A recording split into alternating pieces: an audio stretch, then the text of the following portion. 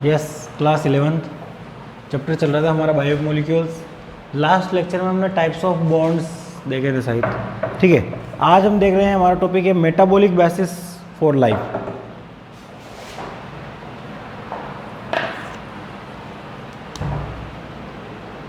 Metabolic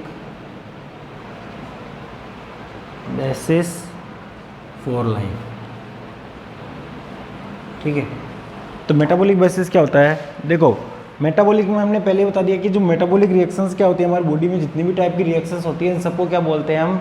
अगर मैं commonly बात करूँ तो उन सबको क्या बोलेंगे बेटा? मेटाबॉलिक रिएक्शंस बोलेंगे। क्या बोलेंगे? Metabolic reactions. अब मेटाबॉलिक रिएक्शंस को हमने दो भागों में बांटा था, कल ही बताया था। टू टाइप्स की मिलकर मेटाबॉलिक रिएक्शंस होती है, एक होती है एनाबॉलिक, एक होती है कैटाबॉलिक। ठीक है, तो हम देखते हैं। देखो, एक होती है एनाबॉलिक, इसी को हम बोलते हैं बायोसिंथेसिस, बायोसिंथेटिक भी बोला जाता है। एक होती है हमारी कैटाबॉलिक। ठीक है, इसको हम बोलते हैं बायो डिग्रेडेशन। क्या बोलते हैं बेटा? डिग्रेडेशन। इसको डिग्रेडेशन भी बोला जाता है। तो हम पहले देखते हैं कि एनाबॉलिक क्या होती है या बायो सिंथेटिक। ठीक है, स्मॉल, देखो इसमें बायोसिंथेटिक में क्या होगा? देखो, बनेगा कुछ तो स्मॉल मॉलिक्यूल से क्या बनेगा? लार्ज मॉलिक्यूल बनेगा, याद रखना। तो इसमें बात कह सकते हैं कि small molecule convert into large molecule. ठीक है, small molecule convert into large molecule. It is a energy consume reaction. क्या बेटा? It is energy consume reaction. ठीक है, देखो स्मॉल मॉलिक्यूल से लार्ज मॉलिक्यूल बनेगा तो सीधी सी बात है एनर्जी की रिक्वायरमेंट होगी। तो यहाँ पर एनर्जी रिक्वायरमेंट होती है। ठीक है, फॉर एग्जांपल जैसे acetic acid becomes cholesterol. Acetic acid से मिलके क्या बनता है? Become cholesterol. और बता दो, जैसे अमाइनो एसिड से पॉलीपेप्टाइड, जैसे हम लिख सकते हैं अमाइनो एसिड फॉर्म्ड प्रोटीन। तो ये क्या है? अमाइनो एसिड बेटा स्मॉल मॉलिक्यूल है, इससे क्या बन रहा है? लार्ज मॉलिक्यूल बन रहा है। एसिटिक एसिड क्या है? स्मॉल, कोलेस्ट क्या है? Large molecule. तो स्मॉल मॉलिक्यूल से लार्ज मॉलिक्यूल बनना मतलब बायोसिंथेसिस हो रहा है। जब मॉलिक्यूल बन रहा है लार्ज तो उसमें एनर्जी की रिक्वायरमेंट होगी, तो यहाँ एनर्जी कंज्यूम होती है। तो एनाबॉलिक रिएक्शंस में क्या होती है बेटा? एनर्जी कंज्यूम होती है। ठीक है, ये बात हो गई। अब हम बात कर रहे हैं दूसरी कैटाबॉलिक या डिग्रेडेशन की।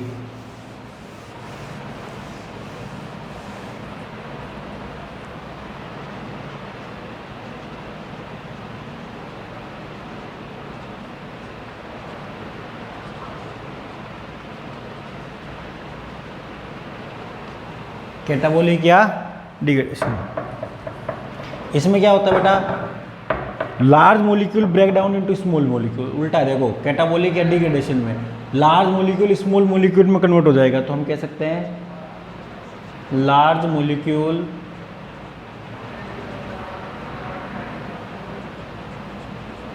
Break down into small molecule. ठीक है, energy is release during this reaction.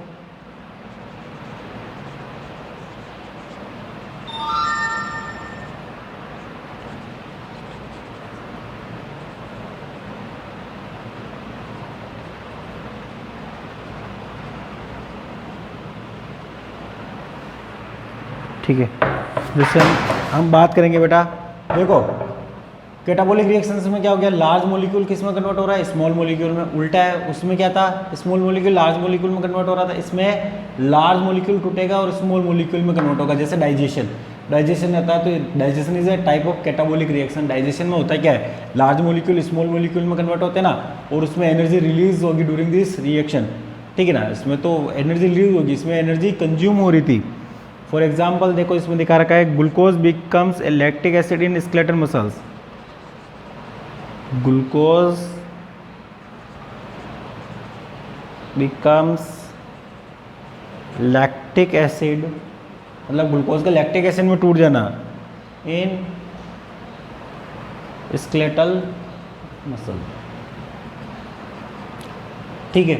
Skeletal muscles में क्या हो रहा है, ग्लूकोज किस में कन्वर्ट हो रहा है, lactic acid. Is a type of catabolic reaction. मैं और कह सकता हूँ digestion of food. Digestion of food भी क्या है बेटा, कैटाबॉलिक रिएक्शन ही तो है। लार्ज मॉलिक्यूल को किस में कन्वर्ट कर रहे हैं, स्मॉल मॉलिक्यूल में कन्वर्ट कर रहा जा रहा है, ठीक है।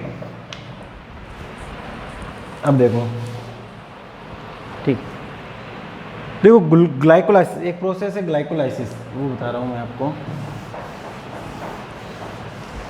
Glycolysis 10 metabolic step reaction in which the glucose gate convert into lactic acid. देखो फॉर एग्जांपल इसमें एक और देखा रखा है कैटाबॉलिक रिएक्शंस का एक एग्जांपल, जैसे ग्लाइकोलाइसिस, ठीक है ना। 10 मेटाबॉलिक स्टेप होते हैं इसमें, ठीक है। देखो जैसे ग्लूकोज, ठीक है, 10 स्टेप होते हैं। ग्लूकोज से ग्लूकोज 6 फॉस्फेट बनता है, ठीक है, 6 फॉस्फेट। ऐसे करके लास्ट में पायरुविक एसिड बनता है। क्या बनता है बेटा, पायरुविक एसिड। तो ऐसे 10 स्टेप में ये कंप्लीट होती है कौन सी प्रोसेस, ग्लाइकोलाइसिस प्रोसेस। याद रखना है, अलग अलग इंटरमीडिएट बनेंगे, लास्ट में एसिड बनेगा, ठीक है। तो ये 10 स्टेप में होती है बेटा reaction in which glucose get converted to lactic acid. 10 metabolic steps, ठीक है। Reaction in which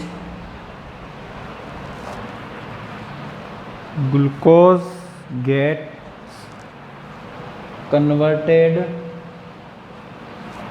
into pyruvic acid, pyruvic acid,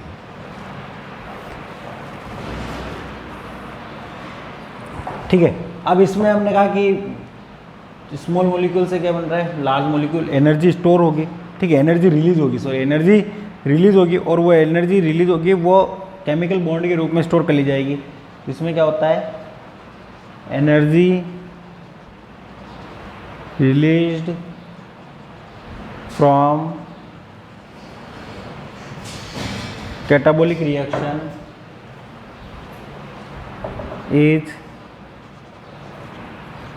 captured and stored in chemical bond.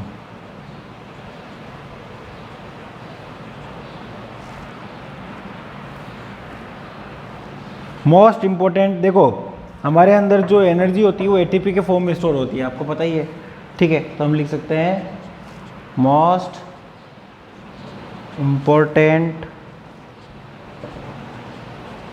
Energy currency in living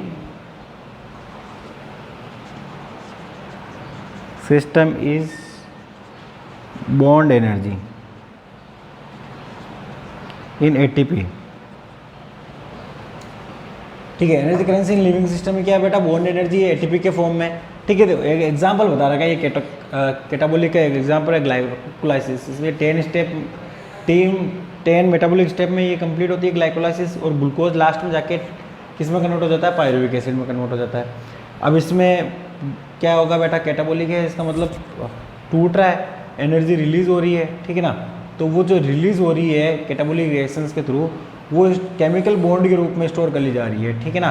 और वो फॉर्म किस form में store होती है, ATP के form में स्टोर होती है, ठीक है। तो मेटाबॉलिक बेसिस ऑफ लाइफ में हमने बता दिया, याद रखना बेटा, एनाबॉलिक और कैटाबॉलिक। अब हम बात करते हैं द लिविंग स्टेट, ठीक है।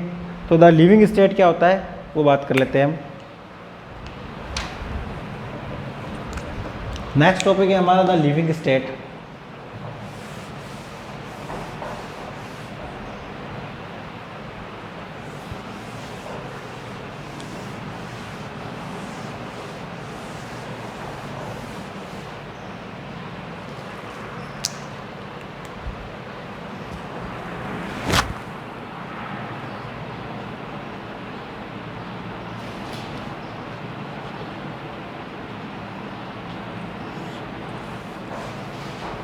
ठीक है, हम बात करेंगे द लिविंग स्टेट की। There are thousand of biomolecules, metabolites, chemical compound are present in body of living organism in crusted concentration. देखो हमारे अंदर हम बात कर रहे हैं बहुत सारे कंपाउंड्स होते हैं, ठीक है ना, वो सारे एक निश्चित कंसंट्रेशन में पाए जाते हैं, ठीक है ना। हम लिख सकते हैं कि देयर आर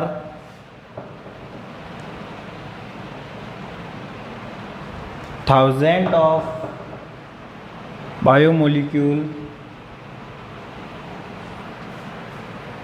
ठीक है, metabolites,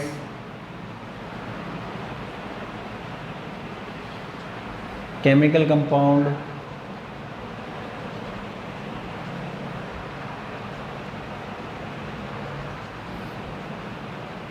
present in body of living organism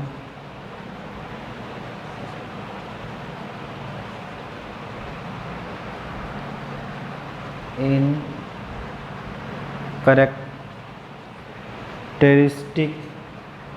concentration.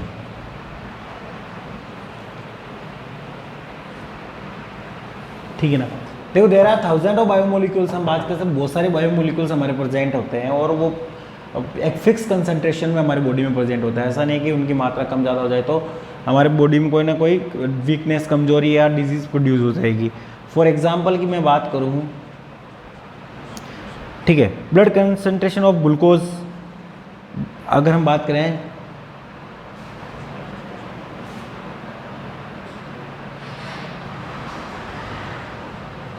ठीक है, blood concentration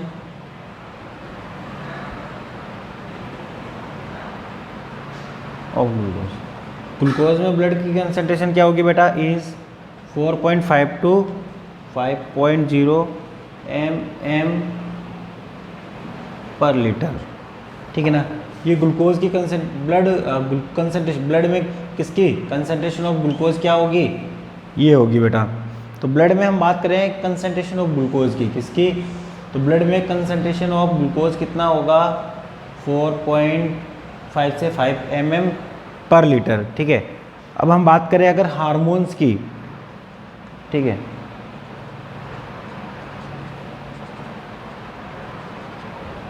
can be present in nanogram, बिल्कुल किस में प्रेजेंट है बेटा, नैनोग्राम्स में पर लीटर इन ब्लड,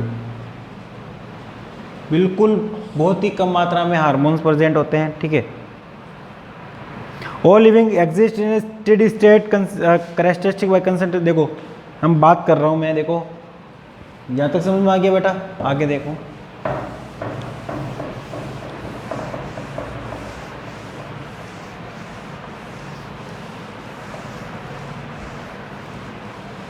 बॉडी हमारी नॉन इक्विलिब्रियम स्टेट में रहती है। देखो one important fact for biological system, one important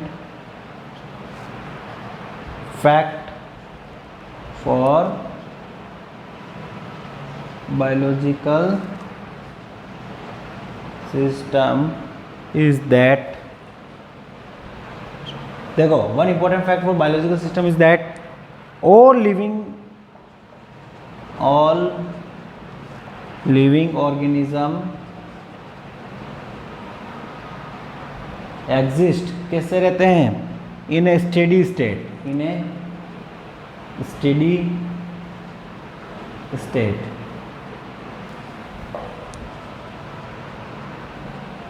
characterized by concentration of these molecule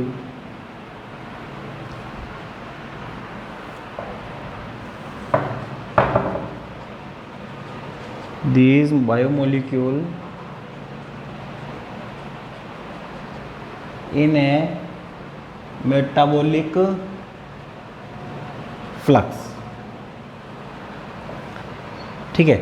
तो हम बात करेंगे द स्टेडी स्टेट क्या होता है। देखो the steady state is a non equilibrium,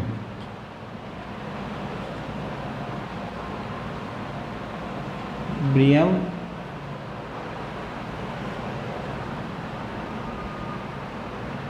state. देखो remember the physics that system equilibrium can not, अगर कोई भी चीज़ इक्विलिब्रियम में आ जाएगी तो वो फंक्शन नहीं करेगी, ठीक है ना। तो living organism continuously they can not afford the each reaction, ठीक है, reach the as living organism work continuously they can not afford to reach equilibrium, hence the living state is not equilibrium steady state to be able to perform work, ठीक है। तो हम कहने की बात ये है कि इसमें देखो जो लिविंग स्टेट है हमारी बॉडी का, तो हम नॉन इक्विलिब्रियम स्टेट में रहते हैं। अगर कोई चीज़ इक्विलिब्रियम में आ गई तो वो फंक्शन करना बंद कर देगा। तो कहने का मतलब ये है कि हमारी जो बॉडी होती है, ठीक है, वो नॉन इक्विलिब्रियम में रहती है। कैसे, किस स्टेट में रहती है बेटा? नॉन इक्विलिब्रियम स्टेट में रहती है, ठीक है। याद आ गया? आगे देखो, remember from physics that system at equilibrium. देखो कोई भी चीज़ इक्विलिब्रियम में आने के बाद वो काम करना बंद कर देगी। तब अगर हमारी बॉडी इक्विलिब्रियम में आ जाएगी तो बॉडी फंक्शन करना बंद कर देगी। तो हमारी बॉडी मेनली कैसी रहती है, ध्यान रखना बेटा, नॉन इक्विलिब्रियम स्टेट में रहती है। कैन नॉट परफॉर्म वर्क, ठीक है, एज लिविंग ऑर्गेनिजम्स वर्क, जबकि हमारे क्या होते हैं, लिविंग ऑर्गेनिज्म कंटिन्यूसली वर्क करते हैं।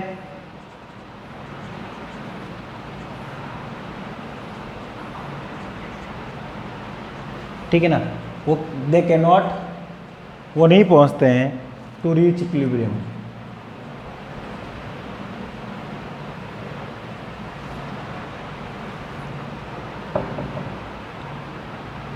ठीक है, तो हम कह सकते हैं hence the living state, hence the living state is a non equilibrium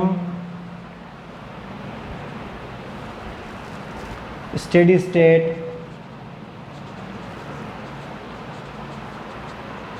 to be able to perform work. ठीक है, देखो सीधे से याद रखना है, इसमें इतना कंसेप्ट ये याद रखना है कि जो लिविंग स्टेट होती है वो नॉन इक्विलिब्रियम में रहती है। किस कौन से स्टेट में रहती है बेटा?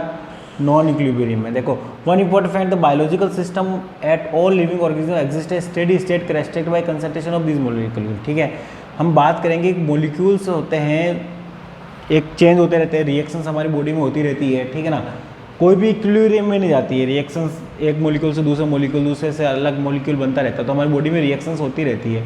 ठीक है, तो हम बात करेंगे कि जो इक्विलिब्रियम स्टेट में नहीं रहेगा, इक्विलिब्रियम में तो आने के बाद कोई बॉडी फंक्शन करना बंद कर देती है, तब वो जाके इक्विलिब्रियम स्टेट में आती है। तो इसमें याद रखना है इतना सा कि जो नॉन लिविंग स्टेट, जो लिविंग स्टेट है वो कौन सी है बेटा? नॉन इक्विलिब्रियम में होती है। और देखो इसलिए तो hence the living state is a non equilibrium steady state to able to perform work. हमें अगर लगातार काम करता रहना है, हमारी बॉडी लगातार काम करती रहेगी लिविंग स्टेट में, जब वो नॉन इक्विलिब्रियम में रहेगी तो वो लगातार वर्क करती रहेगी। ये बात याद रखना है कि जो लिविंग स्टेट है वो कौन सी कंडीशन में रहती है? नॉन इक्विलिब्रियम स्टेट में रहती है, ताकि बॉडी लगातार फंक्शन कर सके। अगर इक्विलिब्रियम में आ गई तो वो काम करना बंद कर देता है।